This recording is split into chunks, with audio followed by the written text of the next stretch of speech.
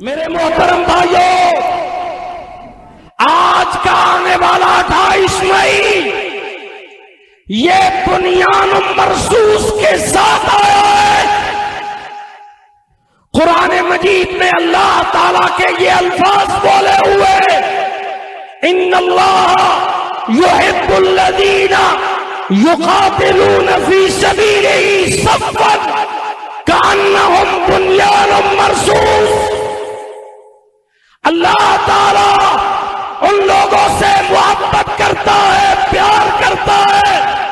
अल्लाह की रहमत, नुसरत, गलबे उन लोगों के साथ है युक़ातिलूना फी सबीलिही, जो अल्लाह के रास्ते में जिहाद और क़िताल करते हैं। मेरे मोहतरम भाइयों, आज का आने वाला 28 मई ये बुनियान मरसूस के साथ आया है। कुरान मजीद में अल्लाह ताला के ये अल्फाज बोले हुए, इन्नल्लाह युहिब्बुल लज़ीना युक़ातिलूना फी सबीलिही सफ़्फ़न कअन्नहुम बुनियानुम मरसूस। अल्लाह ताला उन लोगों से मोहब्बत करता है, प्यार करता है। अल्लाह की रहमत, नुसरत, गलबे उन लोगों के साथ है युक़ातिलूना फी सबीलिही, जो अल्लाह के रास्ते में जिहाद और क़िताल करते हैं। సో పాకిస్తాన్లో ఇలా సమావేశాన్ని ఏర్పాటు చేసుకొని గొంతు చీరేలాగా మాట్లాడుకున్నారు, గొంతు పగిలేలాగా మాట్లాడుకున్నారు. పాపం ఆ ప్రజలకు మాత్రం ఇంకా నమ్మకం కలగడం లేదు వాళ్ళపైన. వాళ్ళు ఒక్కటే అడుగుతున్నారు, యుద్ధంలో మీరు విజయాన్ని సాధిస్తే నీళ్లు పట్టుకురండి అని అడుగుతున్నారు. దానికి పాపం వాళ్ళకి ఏం సమాధానం చెప్పాలో అర్థం కావట్లేదు. మనమా వాళ్ళకి నీళ్ళు ఇచ్చే అవకాశం లేదు. వాళ్ళు రక్తం పారేస్తూ ఉంటున్నారు, మనం ఏం చెప్తున్నాం? నీళ్లు రక్తం ఒక చోట పారు అని మనం చెప్తున్నాం. శాంతి నీళ్లు ఒక చోట పారితే తప్ప నీళ్లు రక్తం ఒక చోట పారు అని మనం చెప్తున్నాం. ఇప్పుడు పాకిస్తాన్ పాలకులకు జనాలకి ఏం చెప్పాలో అర్థం కావడం లేదు. మనం యుద్ధంలో విజయాన్ని సాధించామని ఆ పనికి మాలిన పాకిస్తాన్ పీఎం మాట్లాడుతూ ఉంటే పాపం ఆ ప్రజలు చెప్పింది వింటూ ఉన్నారు. వాళ్ళలో ఇప్పుడు ఒక డౌట్ వచ్చింది, నిజంగా మనం యుద్ధాన్ని గెలిచామా? ఒకవేళ మనం యుద్ధాన్ని గెలిచుంటే భారత్ దగ్గర నుంచి కాల్పుల విరమణ కాదు, ముందు నీళ్లు కదా తేవాలి అని వాళ్ళు అడుగుతున్నారు. మనం నీళ్ళు ఇచ్చే అవకాశం లేదు, మీరు దిగి రాకపోతే, ఉగ్రవాదులను అంతమొందించకపోతే నీళ్ళు ఇచ్చేది లేదు అని మనం చెప్తున్నాం. అందుకే ఇప్పుడు ప్రజల్లో వాళ్ళు ఎటువంటి సంకేతాలు పంపించాలనుకున్నారు అంటే, ఇదిగో ఉగ్రవాదులతో కలిసి వాళ్ళందరూ కూడా లష్కరే తోయిబా నేతలు, లష్కరే తోయిబా ప్రపంచం గుర్తించిన ఉగ్రవాద సంస్థ, హఫీజ్ సయీద్ ప్రపంచం గుర్తించిన ఉగ్రవాద సంస్థ, మసూద్ అజార్ ప్రపంచం గుర్తించిన ఉగ్రవాది, వీళ్ళందరితోనూ కలిసి వాళ్ళు తిరుగుతూ ఉన్నారు. చూసారా, ఉగ్రవాదులను అంతమొందించామని చెప్తున్నారు, కానీ మనందరం ఒకటిగా ఉన్నాము, ఐక్యంగా ఉన్నామని వాళ్ళు చేయి కలిపి పైకెత్తి పట్టుకున్నారు. చూడండి ఒకసారి, ఆ ఫోటోగ్రాఫర్ని కూడా మీకు చూపిస్తాను. సో ఇలా అలా చేయి కలుపుకొని వాళ్ళు పైకి పట్టుకుని మేమంతా ఐక్యంగా ఉన్నాం అంటే, ఉగ్రవాదులు, పాలకులు, సైనికులు మేమంతా ఐక్యంగా ఉన్నాము అని చెప్పే ప్రయత్నాన్ని వాళ్ళు చేస్తారు. పాపం అక్కడ జనాలు మాత్రం నమ్మట్లేదు. హఫీజ్ సయీద్ చెప్తున్నాడు, సైఫుల్లా కసూరి వంటి వాళ్ళు పాకిస్తాన్లో ఏకంగా 20 కోట్ల మందికి ప్రాతినిధ్యం వహిస్తున్నారు అని చెప్తున్నాడు. ఈ సైఫుల్లా కసూరి అంటాడు, ఇప్పుడు నన్ను ప్రపంచం గుర్తించింది, నేను పహల్గాం ఉగ్రదాడికి కారణం అని చెప్తున్నారు, నన్ను ఇప్పుడు ప్రపంచం గుర్తించింది, నేను గ్రేట్గా ఫీల్ అవుతున్నాను అని చెప్తున్నాడు. ఈ కార్యక్రమంలో అత్యంత బాధాకరమైన విషయం, ఆశ్చర్యకరమైన విషయం ఏంటంటే, పహల్గాం ఉగ్రదాడికి సూత్రధారిగా భావిస్తున్న సైఫుల్లా కసూరి అక్కడ ఉండటం. పైగా సైఫుల్లా కసూరి ఏం చెప్తున్నాడు, నన్ను ప్రపంచం ఇప్పుడు గుర్తించింది అని చెప్తున్నాడు. ఇప్పుడు ఈ హఫీజ్ సయీద్ కుమార్ కూడా ఏం చెప్తున్నాడంటే, సైఫుల్లా కసూరి వంటి వాళ్ళు పాకిస్తాన్లో స్వతంత్ర సమరయోధులుగా చెప్తున్నారు, వాళ్ళు దేశభక్తులుగా వాళ్ళందరూ కూడా భావిస్తున్నారు, 24 కోట్ల మందికి ప్రాతినిధ్యం వహిస్తున్నారు అంటూ వాళ్ళు మాట్లాడుతున్నారు. పాపం జనాలకు అర్థం కానిది ఏంటి అంటే, యుద్ధంలో నిజంగా మనం గెలిచామా? భారతదేశాన్ని పై మనం యుద్ధంలో గెలిచామా? భారతే భయపడిందా? మేము నమ్మాలని వాళ్ళ ప్రజలు వాళ్ళని అడుగుతూ ఉంటే పాపం ఆ పాలకులకు ఏం చేయాలో అర్థం కాక, మీరైనా రండి సరదాగా ఒక ర్యాలీ పెట్టుకుందామని ఆ షాహిద్ అఫ్రీదిని పిలిచారు. సరదాగా కాదులే నిజంగానే వస్తాను అని పాపం మనోడు బైక్ మీద ఎగిరెగిరి పడుతూ ఆ బైక్ మీద లెగిసి వాళ్ళందరికీ అభివాదం చేసుకుంటూ వస్తున్నాడు. వీళ్ళందరూ కలిసి ఒక చోట ఒక సమావేశాన్ని ఏర్పాటు చేసుకున్నారు. అదిగో చూడండి, ఒక సమావేశం, చేయి పట్టుకుని మనం సాధించామని చెప్తున్నారు. సరిగ్గా ఇక్కడే పాకిస్తాన్ ప్రజలకు ఒక డౌట్ వచ్చింది, నిజంగా వీళ్ళు చెప్తున్నది నిజమేనా? వీళ్ళు చెప్తున్నది నిజమే అయితే నీళ్ళు ఎందుకు వదలడం లేదు భారత్ అని అడుగుతూ ఉన్నారు. అప్పుడు పాపం పాకిస్తాన్ పాలకులకు అర్థం కాక నిజమే నీళ్లు కూడా త్వరలోనే పట్టుకొస్తామని చెప్తున్నారు. నిజంగా భారత్పై పాకిస్తాన్ మొన్న యుద్ధం గెలుచుంటే నీళ్లను తెచ్చుండేవారు కదా అని. కానీ నీళ్లను కాదు కదా, కనీసం భారత్పై దాడికి సంబంధించి ఒక ఫోటోగ్రాఫ్ను కూడా వాళ్ళు చూపించలేకపోతున్నారు. అందుకే భయపడుతున్న పాకిస్తాన్ ప్రజల్లో, నమ్మకం పోతున్న పాకిస్తాన్ ప్రజల్లో మళ్ళీ నమ్మకం కలిగించడానికి వీళ్ళు ఒక ప్రయత్నం చేస్తున్నారు. ఎవరైనా నమ్ముతారో? కనీసం పాకిస్తాన్ ప్రజలే నమ్మట్లేదు. ఇక్కడ పాకిస్తాన్ ప్రజలే నమ్మని పరిస్థితి కనిపిస్తూ ఉంది. పాకిస్తాన్ ప్రజల వాళ్ళ పాలకులను నమ్మడం లేదు యుద్ధాన్ని గెలిచాము అని అంటే.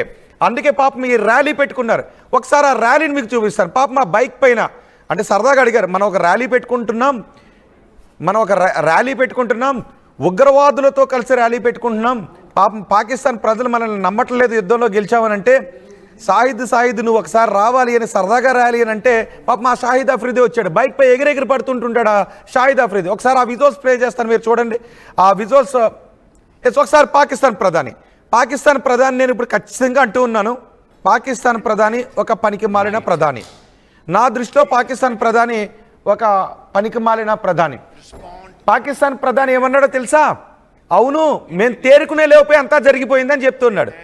మేము తేరుకునే లోపే అసలు భారత్పై ఈ స్థాయిలో యుద్ధం చేస్తుందని మేము అనుకోలేదు, కానీ మేము భయపడలేదు, చాలా ధైర్యంగా ఉన్నామని. మీకు ఒక విషయాన్ని గుర్తు చేయనా? మనం పాకిస్తాన్పై దాడి చేసినప్పుడు ఈ పాకిస్తాన్ ప్రధాని అక్కడ బంకర్లో దాక్కున్నాడు వెళ్ళిపోయి. అసలు మునీర్ అయితే ఎక్కడున్నాడో తెలియదు, పాకిస్తాన్ ప్రధాని బంకర్లో దాక్కున్నాడు. అప్పుడు ఆర్టీవీ కూడా చెప్పింది, అవును పాకిస్తాన్ ప్రధాని ముఖంలో ఒక వణుకు చూసిందంట పాకిస్తాన్ ఆర్మీ.